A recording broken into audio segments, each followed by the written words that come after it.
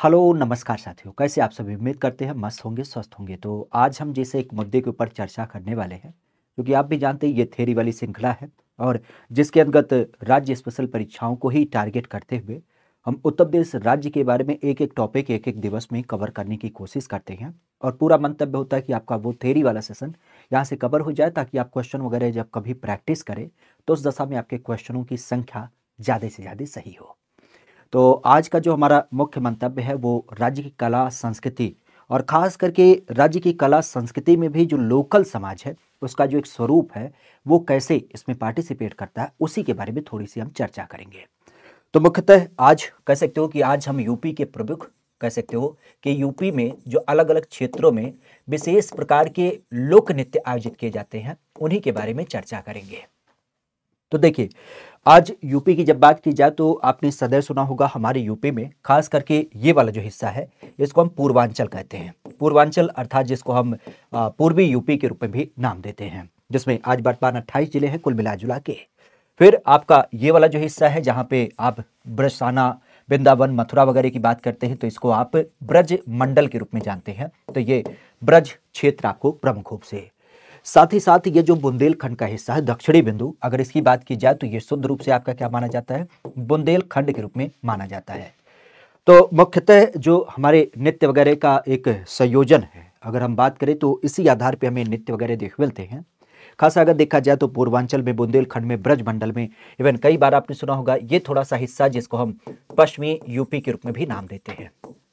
वैसे पश्चिमी यूपी में ज्यादा इसका विस्तार नहीं है, लेकिन मुख्यतः जो नृत्य वगैरह का संदर्भ है वो आपके इन्हीं सारे क्षेत्रों में पाया जाता है।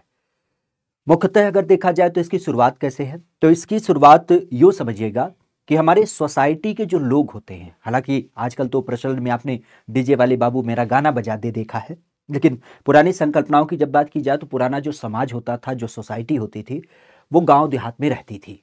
और गांव देहात में भी जो किसान का एक कल्चर था, सुबह भोर में ही आपने देखा होगा गांव में, अगर गेहूं का सीजन अगर आपको याद आए तो आपने देखा होगा लोग घर के 3 बजे ही सुबह उठ करके खेतों पे पहुंच जाते थे कटाई करने। इवन पुरानी मूवी वगैरह में अक्सर आपने देखा होगा कि घर की जो महिला होती थी वो घर से नाश्ता तैयार करके किसान के लिए खेत पर ले जाती थी, वहां पे ही वो नाश्ता करता था, पूरे दिन में खेतों पे काम करता था, दोपहर में वो घर नहीं आता था, वो वहीं खेतों के पास ही जो बगीचा होता था वहीं पे रहता था। फिर देर शाम तक काम करना, रात के लेट नाइट आना, ताकि फसलों की सुरक्षा बनी रहे। और इसी दशा में वो अपने परिवार के साथ एक अच्छा खासा समय नहीं व्यतीत कर पाता था। तो जब कभी, चूंकि किसान था, तो किसान का जब फसल अच्छा उत्पादित हो जाता था तो उस दशा में वो खुश हो जाता था। सीधी सी बात है, जब आपकी इनकम होती है, महीने की सैलरी आती है, तो फिर आप लोग क्या करेंगे, आप लोग भी एंजॉय करेंगे। तो सेम पैटर्न होता है किसानों के साथ कि किसान जब उनके यहाँ पे फसल उत्पादन होता था तो अपने सारे सम्मिलित समाज के साथ मिल करके वो ऐसे उत्सव वगैरह को आयोजित करते थे। तो अधिकतर जो लोक नृत्य वगैरह देख मिलते हैं वो या तो फसल उत्पादन पे या ऐसे फसल लगाते वगैरह के समय पे आपको देख मिलते हैं। इवन एक संदर्भ और होता है, जब हमारे यहाँ पर कोई शादी विवाह, अक्सर आपने देखा होगा डीजे आपके घर पे कब बजता है, रोज थोड़ी ना बजता है। दो दशा होती है, या तो आपके घर में कोई खुशहाली का माहौल हो अर्थात शादी ब्याह का हो, और या फिर आपके घर में किसी नए सदस्य का आगमन हो अर्थात पुत्र जन्म या पुत्री जन्म, इन सब की बात की जाए। तो इसी पर्याय में हमारे यहाँ पर लोक नृत्य वगैरह का संदर्भ देख मिलता है। तो कुछ एक लोक नृत्यों की जब बात की जाए तो उसका संदर्भ ध्यान रखिएगा। जैसे सबसे महत्वपूर्ण अगर हम बात करें पूर्वांचल, तो पूर्वांचल में ये जो अयोध्या नाम का लोकेशन आपने सुना होगा, अयोध्या के अंतर्गत जिसे हम मुख्यतः आज अवध के रूप में जानते हैं। वैसे आजकल तो काफी चर्चा में है, अवध में राम आए हैं। तो अवध में नाम ध्यान रखिएगा, यहाँ पे एक नृत्य आयोजित होता है जिसको हम जोगनी नृत्य के रूप में नाम देते हैं। जोगनी का संदर्भ क्या है, जोगनी का संदर्भ है कि हमारे यहाँ पे पुरुष की जब बात की जाए तो पुरुष के माध्यम से महिलाओं का वेश धारण करते हुए, और वो भी कैसे, साध्वी वेश धारण करते हुए इस नृत्य को आयोजित किया जाता है। साथ ही अगर देखा जाए तो यहाँ ब्रजमंडल में आपने सदैव सुना होगा चरकुला नृत्य के बारे में। आज चरकुला नृत्य की जब बात की जाए तो उसमें आपने देखा होगा महिलाएं पूरी तरीके से वेशभूषा धारित करते हुए घूंघट काट के एक बड़ा सा रथ का पहिया अपने सर पे रखती हैं, उसके ऊपर कई सारे घड़े और घड़ी के ऊपर दिए वगैरह सजा करके इस नृत्य को आयोजित करती हैं। ठीक है, साथ ही अगर देखा जाए तो आपने यहाँ बनारस का नाम सुना होगा, और बनारस की जब बात की जाए तो बनारस में आपने नटवरी नृत्य के बारे में सुना होगा। किसके बारे में? नटवरी नृत्य। नटवरी नृत्य का पर्याय ध्यान रखिएगा, यहाँ पे एक समाज होता है जिसको हम नट समुदाय के रूप में जानते हैं, उसके माध्यम से बड़े स्तर पे आयोजित किया जाता है। पूर्वांचल की चूंकि बात चल रही है तो यहाँ पे ध्यान रखिएगा एक नृत्य आपके आयोजित किया जाता है खास करके राजपूत कम्युनिटी के माध्यम से, और उसे कहा जाता है छलिया नृत्य। तो छलिया नृत्य की जब बात की जाए तो ये किससे संबंधित है? तो ये राजपूत कम्युनिटी के माध्यम से यहाँ पे आयोजित होता है, और इसका मुख्य मंतव्य होता है कि जब इनके यहाँ पे शादी ब्याह होती है तो शादी ब्याह की दशा में ये लोग क्या करते हैं, इसको आयोजित करते हैं। चलिए, ब्रजमंडल की जब बात की जाए तो यहाँ पे ध्यान रखिएगा झूला नृत्य। ये झूला नृत्य का पर्याय क्या है? तो झूला नृत्य भगवान कृष्ण के लड्डू गोपाल स्वरूप की जब बात की जाए तो उन्हें बड़े बड़े मंदिरों में एक पालना होता है, उसमें रखा जाता है और इसे झुला करके इस नृत्य को यहाँ पे बड़े आनंद पूर्वक आयोजित किया जाता है। क्योंकि यहाँ पे अगर बात करते हैं तो एक नाम ध्यान रखिएगा, यही मिर्जापुर सोनभद्र में एक जनजाति रहती है जिसका नाम आपने कई बार सुना होगा, खैरवार जनजाति। तो खैरवार जनजाति की जब बात की जाए तो वो आपके पूर्वांचल विशेष में कर्मा नृत्य को आयोजित करती है। क्या? कर्मा नृत्य। खासा यहाँ की अगर बात की जाए तो यहाँ पे आपने सदैव सुना होगा रासलीला के बारे में। तो इसी रासलीला के साथ ध्यान रखिएगा, रासलीला जहाँ पे आपने देखा होगा कि कुछ ये ब्रजमंडल के गोपी और गोपिकाओं के माध्यम से भगवान कृष्ण का रूप धर के और बड़े विशेष तरीके से उनके जीवन कथानक के ऊपर आधारित करते हुए मंचन किया जाता है। तो रासलीला का संदर्भ आपने देखा होगा। इसी के अंदर दो चीज और ध्यान रखिएगा, एक नाम और आपने सुना होगा जिसको हम कहते हैं रासक दंड नृत्य। रासक दंड नृत्य। तो रासक दंड नृत्य की जब बात की जाए तो ये यहाँ पर आपका आयोजित किया जाता है। हालांकि इसी के संदर्भ में ध्यान रखिएगा, आपके बुंदेलखंड की जब बात की तो यहाँ पे आपने नाम सुना होगा पाई डंडा नृत्य। आज पाई डंडा नृत्य की जब बात की जाए तो ये यहाँ के युवा और युवतियों के माध्यम से क्या होता है, बड़े स्तर पे आयोजित किया जाता है, जिसमें जैसे गुजरात का दांडिया नहीं होता है उसी तर्ज पर यहाँ पर इसका आयोजन किया जाता है। चूंकि बुंदेलखंड की बात की तो यहीं पे ध्यान रखिएगा एक नृत्य होता है जिसको हम नाम देते हैं राई नृत्य। क्या बोलते हैं? राई नृत्य। राई नृत्य की आज जो संकल्पना है वो ये है कि यहाँ की जो महिलाएं होती हैं वो बेसिकली मोर पंखों से बने हुए कपड़े वगैरह को पहन लेती हैं और उसके बाद जैसे मोर फुदक फुदक के नाचता है सेम उसी पैटर्न पे इस नृत्य को आयोजित करती हैं। राई नृत्य से ही याद आना चाहिए आपको, ये जो ब्रजमंडल है यहाँ पे आपने मयूर नृत्य के बारे में सुना होगा। अब ये मयूर नृत्य जो है वो शुद्ध रूप से आप कह सकते हो कि यहाँ के जो समाज के लोग होते हैं, तो आपने देखा होगा रासलीला के अंतर्गत ही जो आपके आते हैं, नहीं बेसिकली कह सकते हो नृत्य करने वाले, तो उन्हीं की जब बात की जाए तो उन लोगों के माध्यम से मोर पंखों से बने हुए कपड़े को पहन करके क्या करते हैं, यह इस नृत्य को यहाँ पर आयोजित करते हैं। तो मयूर नृत्य ये राधा रानी के परिप्रेक्ष्य और भगवान कृष्ण को आधारित करते हुए इसका नाम देख मिलता है। चूंकि मोर पंखों की बात करें तो एक नाम ध्यान रखिएगा, ये जो चित्रकूट का लोकेशन है आज का आपका, ये जो चित्रकूट है, तो यहाँ पे आपने कई बार सुना होगा, जैसे आपके ब्रजमंडल की बात की जाए तो यहाँ पे आपने लट्ठमार होली के बारे में सुना है। तो लट्ठमार होली नृत्य का आयोजन किया जाता है जिसमें आप पूरी तरीके से जानते हैं कि राधा रानी और गोपिकाओं के संदर्भ में भगवान कृष्ण का मंचन पूरी संदर्भ में होली के समय पे। तो उसी तर्ज पर चित्रकूट में आपने दीवारी नृत्य का नाम सुना होगा, और ये जो दीवारी नृत्य होती है बेसिक अगर देखा जाए तो ये यहाँ पर ही खास करके चित्रकूट में यहाँ के युवकों के माध्यम से क्या होता है, मोर पंखों से बने हुए खास करके कुछ डंडे वगैरह का इस्तेमाल करते हुए, जिसको हम लट्ठमार दीवारी नृत्य भी कहते हैं। क्या बोलते हैं इसे? कई बार इसे लट्ठमार दीवारी नृत्य के रूप में भी जाना जाता है। तो ये यहां पर किया जाता है। ठीक है, लट्ठमार दीवारी नृत्य की जब बात की जाए तो इसका नाम प्रमुख रूप से आपको दिख मिलता है। खासा अगर यहीं पे देखा जाए तो पूर्वांचल में एक नाम आपने सुना होगा, ये जो सोनभद्र का रीजन है, यहाँ पे आपको ठड़िया नृत्य देख मिलता है। ठड़िया नृत्य, ठड़िया नृत्य बेसिकली अगर देखा जाए तो इसका जो मूल संदर्भ है वो ये है कि जो पूर्वांचल की सोसाइटी है वहां पर लोगों की एक कामना होती है पुत्र की प्राप्ति। तो पुत्र की प्राप्ति के संदर्भ में ये देवी सरस्वती के सामने खड़े होकर के क्या करते हैं, नृत्य करते हैं, उनका पूजन पाठन करना। तो ठड़िया नृत्य आपको दिख मिलता है। अच्छा, ठड़िया से ही याद आना चाहिए बुंदेलखंड में, क्योंकि बुंदेलखंड में भी एक ऐसा नृत्य होता है जिसको हम कई बार नाम देते हैं ख्याल नृत्य के रूप में।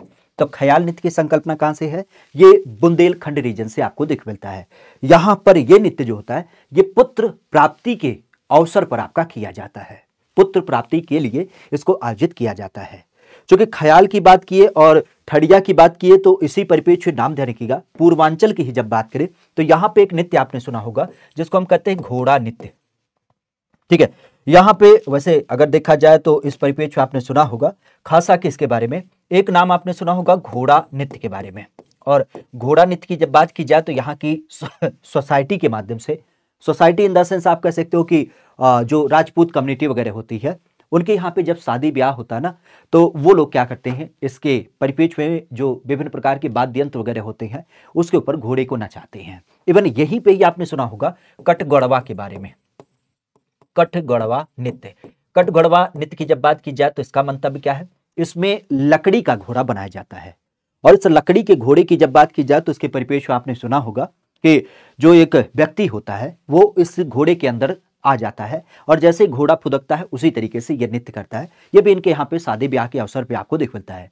खासा अगर देखा जाए तो ये हमारे यहाँ पर जो धोबी समुदाय है उसके यहाँ पे अधिक मात्रा में आयोजित होता है, क्योंकि आज धोबी की जब बात की जाए तो धोबी और गधा इन दिनों के जीवन को दर्शाते हुए इसका पूरा मानक देख मिलता है। क्योंकि कटगड़वा की बात की तो इसी परिप्रेक्ष्य ध्यान रखिएगा, कटगड़वा नृत्य आपके बुंदेलखंड में भी आयोजित होता है। ठीक है, तो यहाँ पर भी ध्यान रखिएगा, यहाँ तो स्पेस नहीं है, यहाँ हम लिख देते हैं बुंदेलखंड की जब बात की जाए तो बुंदेलखंड में खासा ध्यान रखिएगा, यहाँ पे भी आपको कटगड़वा थोड़ा बहुत मात्रा में देखे मिलता है, जो खास करके यहाँ की समुदाय के द्वारा आपका आयोजित किया जाता है। क्लियर, यहाँ की अगर बात की जाए तो यहाँ पर इसका आयोजन किया जाता है। ठीक है, इसके अलावा ये जो ब्रजमंडल है यहाँ पे एक नृत्य ध्यान रखिएगा जिसको हम कहते हैं नरसिंह नृत्य। नरसिंह नृत्य बेसिकली आप समझिएगा, आपने भगवान विष्णु का एक अवतार देखा होगा जहाँ पे वो क्या बोलते हैं नरसिंह अवतार लिए थे, तो उसी परिप्रेक्ष्य में इस नृत्य को लगभग उसी प्रकार का मुखौटा पहन करके क्या होता है इसका नृत्य का आयोजन किया जाता है। ठीक है, साथ ही साथ अगर देखा जाए तो थोड़ा सा संदर्भ ध्यान रखिएगा, हमारे पश्चिमी यूपी के परिप्रेक्ष्य में यहाँ पे छपेली नृत्य का आयोजन होता है। छपेली नृत्य बेसिकली आप कह सकते हो कि एक हाथ में आपका क्या होता है रुमाल होता है और एक हाथ में दर्पण होता है, इन्हीं दोनों को लेकर के क्या किया जाता है इसका आयोजन किया जाता है। एक नाम ध्यान रखिएगा, आपके बुंदेलखंड में कई बार आपने सुना होगा धुरिया नृत्य के बारे में। धुरिया नृत्य, धुरिया नृत्य बेसिकली हमारे यहाँ पर जो कुम्हार सोसाइटी के परिप्रेक्ष्य जो कुम्हार होते हैं, अगर सुम्हारों की बात की जाए तो कुम्हारों के द्वारा इसको आयोजित किया जाता है। इसी तर्ज पर पूर्वांचल के परिप्रेक्ष्य ध्यान रखिएगा, एक नृत्य होता है जिसको हम कहते हैं धीवर नृत्य। तो धीवर नृत्य की जब बात की जाए तो ये जो हमारे यहाँ पर कहार होते हैं, कुम्हार अलग है, कुम्हार मतलब जो बर्तन बनाने वाला है, और धीवर मतलब शुद्ध रूप से जो कहार, डोली खेने वाले का नाम आपने सुना है, तो डोली खेने वाले इसके अंतर्गत देख मिलते हैं। तो धीवर की संकल्पना में क्या होता है कि आप जानते हैं कहार पुराने समय में डोली वगैरह खेने का काम करते थे, तो उनके यहाँ पे जब कभी शादी ब्याह का अवसर होता था तो वह इस टाइम पे क्या करते थे इसका आयोजन करते थे। इसी बुंदेलखंड की जब बात की जाए तो यहाँ पे ध्यान रखिएगा एक नृत्य आपको आयोजित किया देखने मिलता है जिसे हम कहते हैं सौरा नृत्य।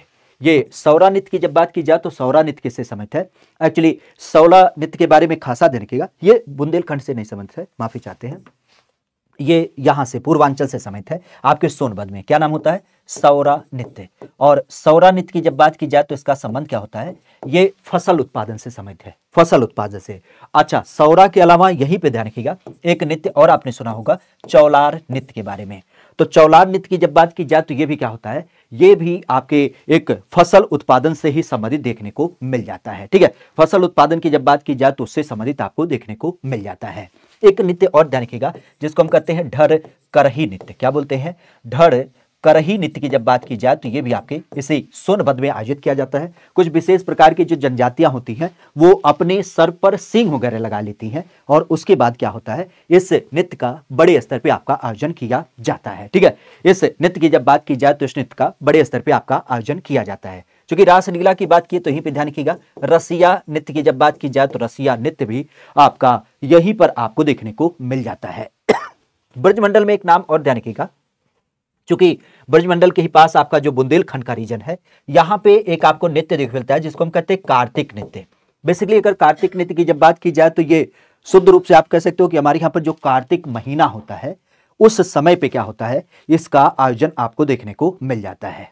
किससे, कार्तिक महीने की जब बात की जाए तो कार्तिक महीने में इसका आयोजन किया जाता है। खासा यहीं पर ध्यान रखिएगा, बुंदेलखंड में ही एक नृत्य और आपने सुना होगा जिसको हम कहते हैं राहुला नृत्य।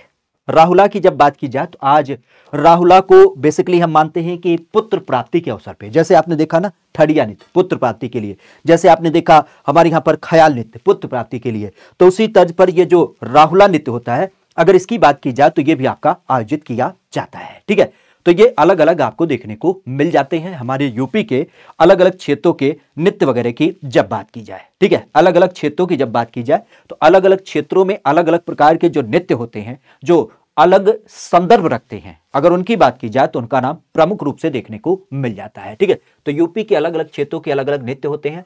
हालांकि एक नृत्य का थोड़ा सा बीच में और प्रचलन आपको दिख मिलता है, जिसको आप कई बार कीर्तन नृत्य के रूप में जानते हैं। तो कीर्तन नृत्य की जब बात की जाए तो ये अधिक मात्रा में आपके ब्रज मंडल में होता है। आपने देखा होगा यहाँ के लोग क्या करते हैं, ढोल मजीरे वगैरह लेकर के राधे राधे, तो इस टाइप की संरचना कीर्तन नृत्य के रूप में दिख मिलती है। तो ये आपको प्रमुख रूप से है। तो लगभग यूपी के ये कुछ विशेष क्षेत्र संबंधित आपके नृत्य होते हैं जो आपके परीक्षा में कई बार पूछे जाते हैं। हालांकि हमने शॉर्ट में सारी चीज़ों को एक एक क्रम में आपको समझाने की कोशिश की है। उम्मीद करते हैं सेशन पसंद भी आया होगा बेहतर तरीके से, तो इसे लाइक भी करिएगा और बाकी अपने दोस्तों मित्रों के पास साझा भी करेगा ताकि उन लोगों को भी ये सूचना दी जा सके। ठीक है, तो मिलते हैं कल किसी नए टॉपिक के साथ। Thank you, all the best.